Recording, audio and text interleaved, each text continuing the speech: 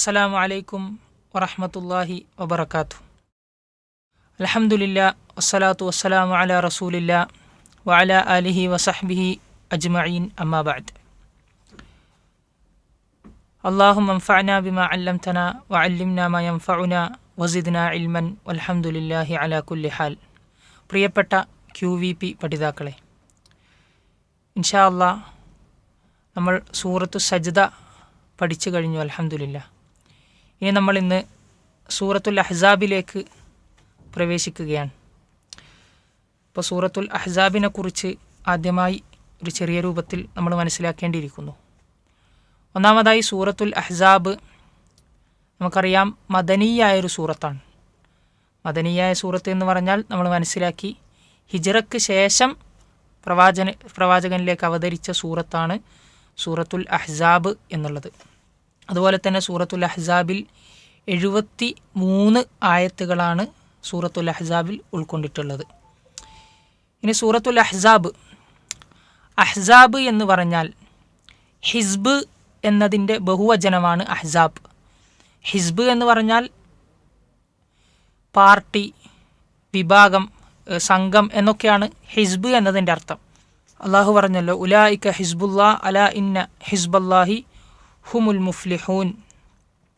അള്ളാഹുവിൻ്റെ പാർട്ടി എന്ന് യഥാർത്ഥ മുഅ്മിനീങ്ങളെക്കുറിച്ച് അള്ളാഹു സുബ്ഹാനഹു വ തആല വിശേഷിപ്പിച്ചത് നമുക്ക് കാണാൻ സാധിക്കും. അപ്പോൾ ഹിസ്ബ് എന്ന് പറഞ്ഞാൽ നമ്മൾ മനസ്സിലാക്കി സംഘം, പാർട്ടി എന്നൊക്കെയാണ് അതിൻ്റെ അർത്ഥം. അഹ്സാബ് എന്ന് പറഞ്ഞാൽ സംഘങ്ങൾ, സംഘമായി വരുന്നതിനാണ് അഹ്സാബ് എന്ന് പറയുന്നത്. ഈ സൂറത്തിന് അഹ്സാബ് എന്ന് പേര് വരാൻ കാരണം നമുക്കറിയാം, അഹ്സാബ് യുദ്ധവുമായി ബന്ധപ്പെട്ട പരാമർശങ്ങൾ ഈ സൂറത്തിലുണ്ട്. ഇൻഷാ അല്ലാഹ് നമുക്ക് ആ ഒരു ഭാഗം എത്തുമ്പോൾ അതിനെക്കുറിച്ച് വിശദീകരിക്കാം. ജൂതന്മാരും അതുപോലെ തന്നെ മുശ്രിക്കുകളൊക്കെയായി വ്യത്യസ്ത സംഘങ്ങളായി മദീനയിലുള്ള പ്രവാചകനെ ആക്രമിക്കാൻ വന്ന ഒരു സന്ദർഭം നമുക്കറിയാവുന്നതാണ്.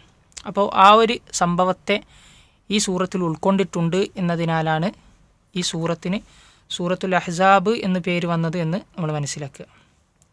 അതുപോലെ തന്നെ ഈ സൂറത്തിൽ പ്രധാനമായും ഉൾക്കൊള്ളുന്ന വിഷയങ്ങൾ എന്നുള്ളത്, ഒന്നാമതായിക്കൊണ്ട് അള്ളാഹു സുബ്ഹാനഹു വ തആലയിലേക്ക് പൂർണ്ണമായി നമ്മൾ മടങ്ങുക, തിരിയുക എന്നുള്ളതാണ്. അള്ളാഹുവിൻ്റെ കൽപ്പനകൾ നമ്മൾ പൂർണ്ണമായി സ്വീകരിക്കുക.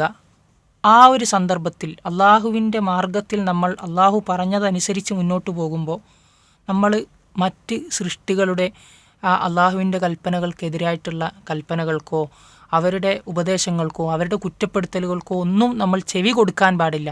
നമ്മൾ പൂർണ്ണമായി സ്രഷ്ടാവായ അള്ളാഹുവിലേക്ക് തിരിയണം എന്നുള്ളതാണ് ഈ സൂറത്തിൽ ഒന്നാമതായിക്കൊണ്ട് നമ്മൾ അള്ളാഹു സുബ്ഹാനഹു വ തആല പരാമർശിച്ചൊരു കാര്യം.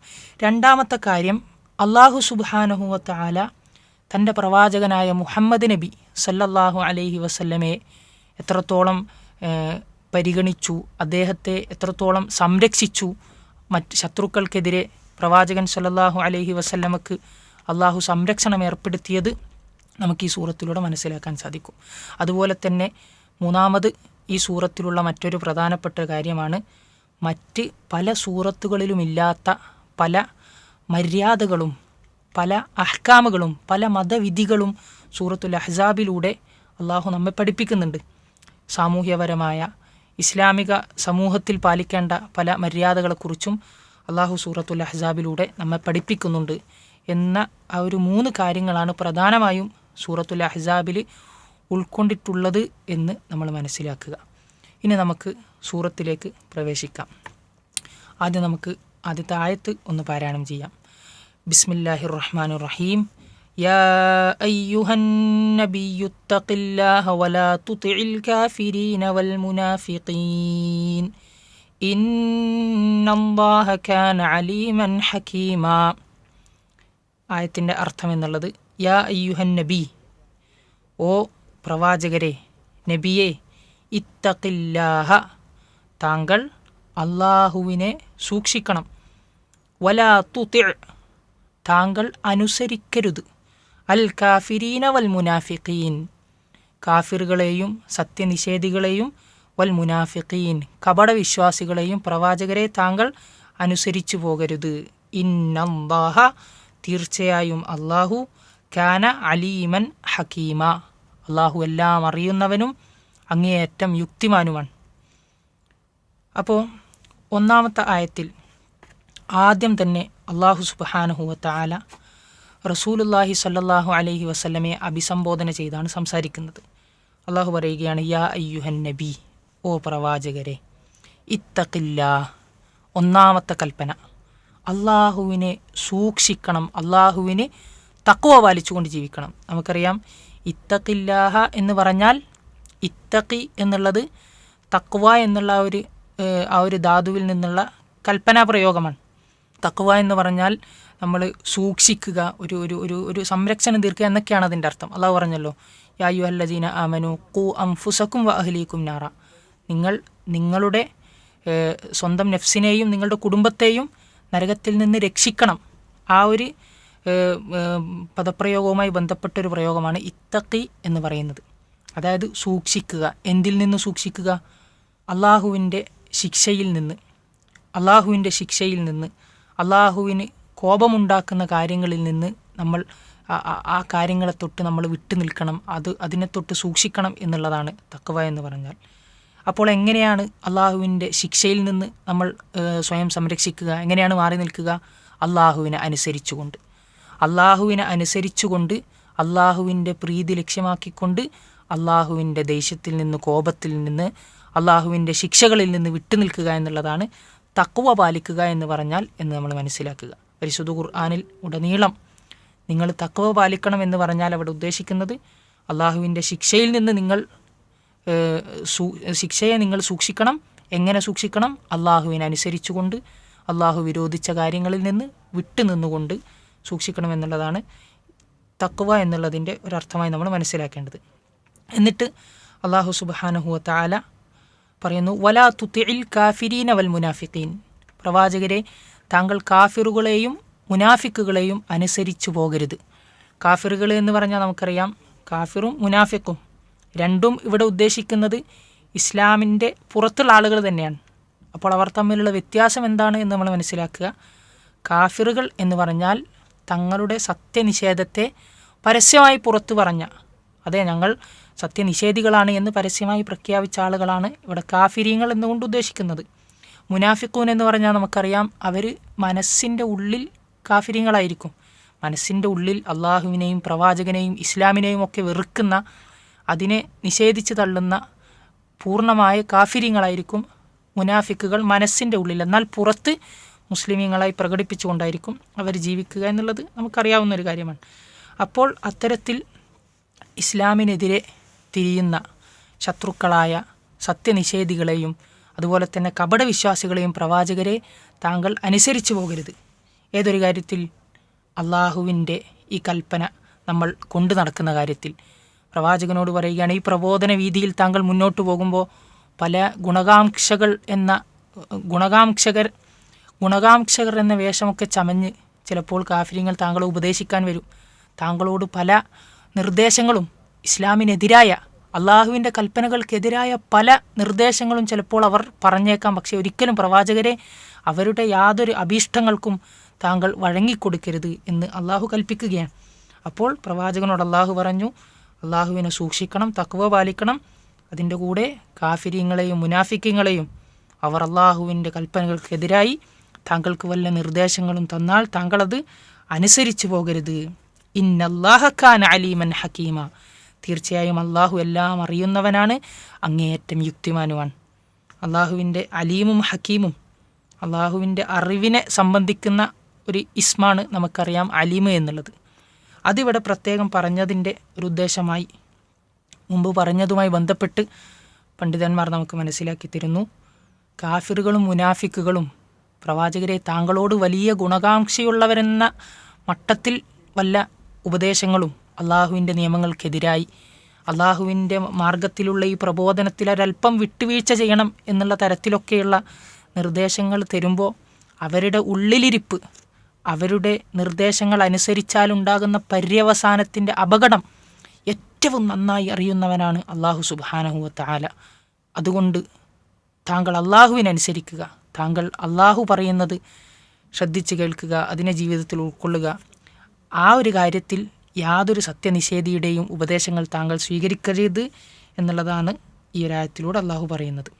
അപ്പോൾ നമ്മൾ ഈ ആയത്തിൻ്റെ ഒരു ഉദ്ദേശം മനസ്സിലാക്കി ഇനി രണ്ടാമത്തെ ആയത്തിലേക്ക് നമുക്ക് കിടക്കാം. വത്തബിഅ മാ യൂഹാ ഇലൈക മിർ റബ്ബിക് ഇന്നല്ലാഹ കാന ബിമാ തഅമലൂന ഖബീറാ. വത്തബിഅ പ്രവാചകരെ, എന്നിട്ട് താങ്കൾ പിന്തുടരുക, മാ ഒന്ന്, യൂഹാ ഇലൈക താങ്കളിലേക്ക് ബോധനം നൽകപ്പെടുന്ന ഒന്ന്, മിർ റബ്ബിക് ആരിൽ നിന്ന്? അള്ളാഹുവിൽ നിന്ന് താങ്കളിലേക്ക് ബോധനമായി വരുന്ന നിർദ്ദേശങ്ങളെ താങ്കൾ പിന്തുടരുക. ഇന്നല്ലാഹ തീർച്ചയായും അള്ളാഹു കാന ബിമാ തഅമലൂന ഖബീറ നിങ്ങൾ പ്രവർത്തിക്കുന്നതിനെ തൊട്ട് അള്ളാഹു സൂക്ഷ്മജ്ഞാനിയാണ്, അങ്ങേയറ്റം അറിയുന്നവനാണ്. അപ്പോൾ നമുക്ക് ഈ ഒരായത്തിൻ്റെ വിശദീകരണങ്ങളിലേക്ക് പോയി നോക്കാം. അള്ളാഹു സുബ്ഹാനഹു വ തആല സത്യനിഷേധികളെ അനുസരിക്കരുത് എന്ന് പ്രവാചകനോട് കൽപ്പിച്ചതിന് ശേഷം അള്ളാഹു പറയുന്നു, താങ്കൾ അതിലേക്കൊന്നും തിരിഞ്ഞു നോക്കേണ്ടതില്ല. താങ്കൾ അനുസരിക്കേണ്ടത്, താങ്കൾ മുന്നോട്ട് ചലിക്കേണ്ടത് മാ യൂഹ ഇലൈക മിർ റബ്ബിക് താങ്കളുടെ റബ്ബ് താങ്കളിലേക്ക് പ്രവാചകരെ ബോധനം നൽകുന്ന സന്ദേശങ്ങളെ താങ്കൾ പിന്തുടർന്നാൽ മതി. മറ്റൊരു കാര്യത്തിലേക്കും മറ്റൊരു സൃഷ്ടികളിലേക്കും പ്രവാചകരെ താങ്കൾ ഈ ഒരു കാര്യത്തിൽ തിരിഞ്ഞു നോക്കേണ്ടതില്ല. ഇന്നല്ലാഹ കാന ബിമാ തഅമലൂന ഖബീറ നിങ്ങൾ പ്രവർത്തിക്കുന്നതിനെപ്പറ്റി അള്ളാഹു സൂക്ഷ്മജ്ഞാനിയാണ്. ഇവിടെ അള്ളാഹു പറഞ്ഞത് പ്രവാചകനോടുള്ള ഒന്ന് രണ്ട് നിർദ്ദേശങ്ങൾ പറഞ്ഞതിന് ശേഷം അള്ളാഹു പറഞ്ഞത് നിങ്ങൾ. തഅമലൂന എന്ന് പറഞ്ഞാൽ നമുക്കറിയാം താങ്കൾ എന്നല്ല അതിൻ്റെ അർത്ഥം. നിങ്ങൾ ഒരു കൂട്ടം ആളുകളെ അഭിസംബോധന ചെയ്ത് അള്ളാഹു പറയുകയാണ്, നിങ്ങൾ പ്രവർത്തിക്കുന്നതിനെപ്പറ്റി അള്ളാഹു സൂക്ഷ്മജ്ഞാനിയാണ്. അപ്പോൾ അതിലൂടെ നമുക്ക് എന്ത് മനസ്സിലാക്കാം? ഇവിടെ ഒന്നാമത്തെ ആയത്തിലും രണ്ടാമത്തെ ആയത്തിലുമെല്ലാം അള്ളാഹു നേരിട്ട് അഭിസംബോധന ചെയ്യുന്നത്, കൽപ്പിക്കുന്നത് പ്രവാചകൻ സല്ലല്ലാഹു അലൈഹി വസല്ലമയോടാണെങ്കിലും ആ കൽപ്പനകൾ ഈ ഉമ്മത്തിനും ബാധകമാണ് എന്നതിലേക്കുള്ളൊരു സൂചനയാണ് അള്ളാഹു ഇവിടെ ഒരു ബഹുവചന രൂപത്തിൽ ബിമാ തഅമലൂന എന്ന് പറഞ്ഞതുകൊണ്ട് ഉദ്ദേശിക്കുന്നത് എന്ന് അമാനി മൗലവി റഹിമഹുല്ലയൊക്കെ സൂചിപ്പിച്ചതായി നമുക്ക് കാണാൻ സാധിക്കും. അപ്പോൾ അള്ളാഹുവിനെ തഖ്വ പാലിച്ച് ജീവിക്കുക, അള്ളാഹുവിൻ്റെ നിയമങ്ങൾ കൊണ്ട് നടക്കുമ്പോൾ, ആ പ്രബോധന വീതിയിൽ നമ്മൾ മുന്നോട്ട് പോകുമ്പോൾ, അവ നമ്മൾ ജീവിതത്തിൽ പകർത്തുമ്പോൾ കപടവിശ്വാസികളായിട്ടുള്ള ആളുകൾ, അവിശ്വാസികൾ നമ്മെ പരിഹസിച്ചേക്കാം, കുത്തുവാക്കുകൾ പറഞ്ഞേക്കാം, നമുക്ക് വലിയ ഗുണകാംക്ഷികളായി ചമഞ്ഞുകൊണ്ട് നമ്മോട് പല നിർദ്ദേശങ്ങളും പറഞ്ഞേക്കാം. പക്ഷെ അപ്പോഴൊന്നും ഒരിക്കലും അവരെയൊന്നും അള്ളാഹുവിൻ്റെ കൽപ്പനകൾക്കെതിരായി അനുസരിക്കാൻ പാടില്ല. അതുപോലെ തന്നെ നമ്മൾ അനുസരിക്കേണ്ടത്, പിൻപറ്റേണ്ടത് അള്ളാഹു ഇറക്കിത്തന്ന നിയമങ്ങൾ മാത്രമാണ് എന്ന് പറയുന്ന ആ 3 കൽപ്പനകൾ പ്രവാചകന് മാത്രം ബാധകമല്ല, മറിച്ച് ഈ ഉമ്മത്തിനൊന്നടങ്കം നമ്മൾ ഓരോരുത്തരോടുമുള്ള കൽപ്പനയാണ് എന്നാണ് അതിലൂടെ അള്ളാഹു വിരൽ ചൂണ്ടുന്നത്. ഇനി മൂന്നാമത്തെ ഒരായത്തിലേക്ക് നമുക്ക് പ്രവേശിക്കാം. വതവക്കൽ അലല്ലാഹ് വകഫാ ബില്ലാഹി വകീല. വതവക്കൽ പ്രവാചകരെ താങ്കൾ ഭരമേൽപ്പിക്കുക, താങ്കളുടെ കാര്യങ്ങൾ താങ്കൾ ഭരമേൽപ്പിക്കേണ്ടത് അലല്ലാഹ് അള്ളാഹുവിൽ ഭരമേൽപ്പിക്കുക. വകഫാ ബില്ലാഹി വകീല കാര്യങ്ങൾ ഭരമേൽപ്പിക്കപ്പെടാൻ കൈകാര്യകർത്താവായിക്കൊണ്ട് അള്ളാഹു മതിയായവനാണ്. ഇവിടെ അള്ളാഹു സുബ്ഹാനഹു വ തആല പ്രബോധന വീതിയിൽ അള്ളാഹുവിൻ്റെ കൽപ്പനകൾ പാലിക്കുന്നിടത്ത് മറ്റൊരാളുടെയും ഉപദേശ നിർദ്ദേശങ്ങൾക്ക് ചെവി കൊടുക്കേണ്ടതില്ല എന്ന് കൽപ്പിച്ചപ്പോൾ അങ്ങനെ ജീവിക്കുമ്പോൾ ഒരൽപ്പം പ്രയാസങ്ങൾ ചിലപ്പോൾ ഉണ്ടായേക്കാം. ഏതൊരു കാലഘട്ടത്തിലും അള്ളാഹുവിൻ്റെ കൽപ്പനകൾ മുന്നോട്ട് നമ്മൾ ജീവിതത്തിൽ പകർത്തി മുന്നോട്ട് പോകുമ്പോൾ പല ആളുകളെടുത്തൊന്നും നമ്മൾ നേരത്തെ സൂചിപ്പിച്ചതുപോലെ പല കളിയാക്കലുകളും പ്രയാസങ്ങളും നേരിട്ടേക്കാം. പക്ഷേ അപ്പോഴെല്ലാം വതവക്കൽ അലല്ലാഹ് ആ സമയത്തുള്ള ഒരു മറുമരുന്നാണ് അള്ളാഹു നമുക്ക് പഠിപ്പിച്ചു തരുന്നത്. നിങ്ങൾ കാര്യങ്ങൾ പൂർണ്ണമായി അള്ളാഹുവിൽ ഭരമേൽപ്പിക്കുക. നിങ്ങൾ ചെയ്യുന്ന കാര്യങ്ങൾ ശരിയാണ്, അള്ളാഹു കൽപ്പിച്ചത് പ്രകാരമാണ് നിങ്ങൾ മുന്നോട്ട് പോകുന്നത് എങ്കിൽ നിങ്ങൾ ആരെയും ഭയപ്പെടേണ്ടതില്ല, ആരിലേക്കും തിരിഞ്ഞു നോക്കേണ്ടതില്ല. കാര്യങ്ങൾ മുഴുവൻ അള്ളാഹുവിൽ ഭരമേൽപ്പിച്ച് മുന്നോട്ട് പോവുക. വകഫാ ബില്ലാഹി വക്കീല ഭരമേൽപ്പിക്കപ്പെടാൻ അള്ളാഹു മതിയായതാണ്. അള്ളാഹു മറ്റ് ഭാഗങ്ങളിൽ പറഞ്ഞതുപോലെ അള്ളാഹുവിങ്കൽ ആരെങ്കിലും ഭരമേൽപ്പിച്ചാൽ അള്ളാഹു അവന് മതിയായവനാണ്, അവൻ്റെ കാര്യങ്ങളെല്ലാം അള്ളാഹു നടത്തിക്കൊടുക്കും എന്നല്ലാഹു മറ്റു പല ആയത്തുകളിലൂടെയും നമ്മെ പഠിപ്പിച്ചത്. ആ ഒരർത്ഥത്തിൽ അള്ളാഹു ഇവിടെയും പറയുകയാണ്, നിങ്ങൾ കാര്യങ്ങൾ ഭരമേൽപ്പിച്ചാൽ നിങ്ങൾക്ക് അള്ളാഹു മതിയായതാണ് എന്നുള്ളതാണ്. അപ്പോൾ ഈ 3 ആയത്തുകളിൽ പ്രധാനമായും നബി സല്ലല്ലാഹു അലൈഹി വസല്ലമയോടുള്ള ചില കൽപ്പനകൾ ആണ് നമുക്ക് കാണാൻ സാധിക്കുന്നത്. അതിലൊന്നാമത്തെ കൽപ്പന നമ്മൾ മനസ്സിലാക്കി, പ്രവാചകനോട് അള്ളാഹുവിൻ്റെ കൽപ്പനകളെ മുറുകെ പിടിച്ച് തഖ്വ പാലിച്ചുകൊണ്ട് മുന്നോട്ട് പോകാനുള്ള കൽപ്പനയാണ്. അതിലൂടെ നമുക്കൊരു പാഠം കൂടി അതിൽ നിന്ന് മനസ്സിലാക്കാനുണ്ട്. ഒരു മനുഷ്യൻ എത്ര വലിയ ദറജകളിലെത്തിയാലും എത്ര വലിയ മർത്തബകൾ അയാൾ കീഴടക്കിയാലും ഒരിക്കലും അള്ളാഹുവിനുള്ള അടിമത്വത്തിൽ നിന്ന്, അള്ളാഹുവിൻ്റെ കൽപ്പനകൾ അനുസരിക്കണം എന്ന ഒരു ഇട്ടാവട്ടത്തിൽ നിന്ന് അയാൾ ഒരിക്കലും പുറത്തു പോകുന്നില്ല. കാരണം ഒരു മനുഷ്യനും എത്ര ഇബാദത്തുകൾ ചെയ്താലും എത്ര തന്നെ ഭൗതിക ലോകത്തോട് വിരക്തിയുള്ളവനായി ജീവിച്ചാലും നബി സല്ലല്ലാഹു അലൈഹി വസല്ലമയുടെ മർത്തബയിലേക്ക് ഒരിക്കലും ഒരു മനുഷ്യനും ഇലാ ഖിയാമിസ്സാ അന്ത്യനാൾ വരെ എത്തുകയില്ല എന്ന് നമുക്കറിയാവുന്നതാണ്. അപ്പോൾ ആ നബിയോട് വരെ, ജനങ്ങളിൽ ഏറ്റവും ഉന്നതനായ റസൂലുള്ളാഹി സ്വല്ലല്ലാഹു അലൈഹി വസല്ലമയോട് വരെ അള്ളാഹുവിനെ സൂക്ഷിച്ച് ജീവിക്കണമെന്ന് കൽപ്പിക്കുമ്പോൾ ഒരിക്കലും അള്ളാഹുവിൻ്റെ ആ ശരീഅത്തിൽ നിന്ന് ചിലർ വാദിക്കുന്നത് പോലെ ചില ദറജകളെത്തിയാൽ ചില ആളുകൾക്ക് അള്ളാഹുവിൻ്റെ ശരീഅത്ത് ബാധകമല്ല എന്ന് പറയുന്ന ആളുകളുണ്ട്. എന്നാൽ ഒരിക്കലും അങ്ങനെയല്ല. പ്രവാചകൻ സല്ലല്ലാഹു അലൈഹി വസല്ലമ വരെ അള്ളാഹുവിനെ അനുസരിച്ച് ജീവിക്കണമെന്ന് വരുമ്പോൾ അങ്ങനെ ഒരാൾക്കും അള്ളാഹുവിൻ്റെ നിയമങ്ങളിൽ നിന്ന് പുറത്തു പോകാനുള്ള അവകാശം, ഒരു സ്വാതന്ത്ര്യമില്ല എന്ന് കൂടി നമുക്ക് ഈ സൂറത്തിലൂടെ മനസ്സിലാക്കാൻ സാധിക്കും. ഇൻഷാ അള്ളാഹ് ബാക്കി ആയത്തുകളിലേക്ക് നമുക്ക് വരുന്ന ക്ലാസ്സുകളിലൂടെ കടക്കാവുന്നതാണ്. അള്ളാഹു സുബ്ഹാനഹു വ തആല ഖുർആൻ ആഴത്തിൽ പഠിക്കാനും അതനുസരിച്ച് അമലാക്കി ജീവിക്കുന്ന ആളുകളുടെ കൂട്ടത്തിൽ നാം ഏവരെയും ഉൾപ്പെടുത്തി അനുഗ്രഹിക്കുമാറാകട്ടെ. വസ്സലാമു അലൈക്കും വറഹ്മത്തുള്ളാഹി വബറകാതുഹു.